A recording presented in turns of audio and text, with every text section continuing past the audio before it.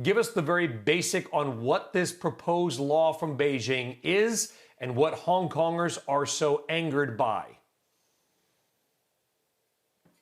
Yeah, well, as you probably remember, Hong Kong has been going through a period of mass pro-democracy protests that started last year. And behind the scenes, China has been urging Hong Kong to pass a national security law, basically a law that would make it easier to try, prosecute, and jail people accused of, subversion or sedition or any of the kinds of the crimes that an authoritarian government might ascribe to protesters. So what happened last week was mainland China basically lost patience, got fed up with Hong Kong's local semi-autonomous lawmaking body to introduce those laws itself, and said that, well, from Beijing, we're going to create a national security law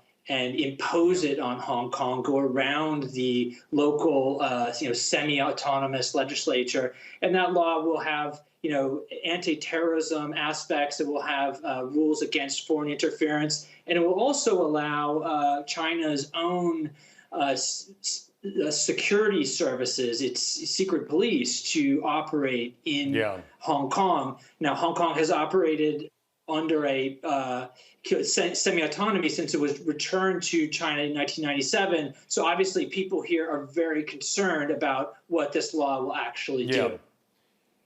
And they had, in that 97 transition and handover, John, they had a 50-year agreement, did they not? So some of these things that this law is ostensibly trying to undo should have been freedoms welcome to Hong Kongers until the year 2047.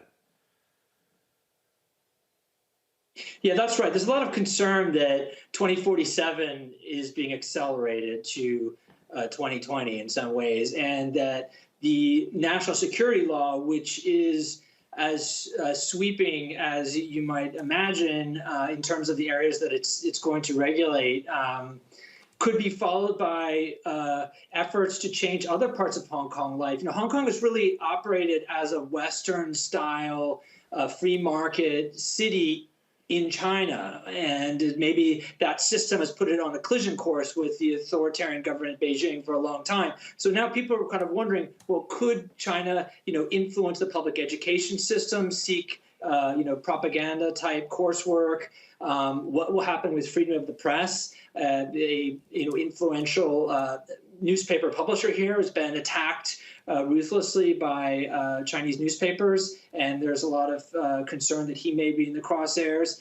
And other areas like the open immigration system that that Hong Kong now has, will that continue, or will Beijing take over deciding who can come in and out of Hong Kong based on its own sensitivities?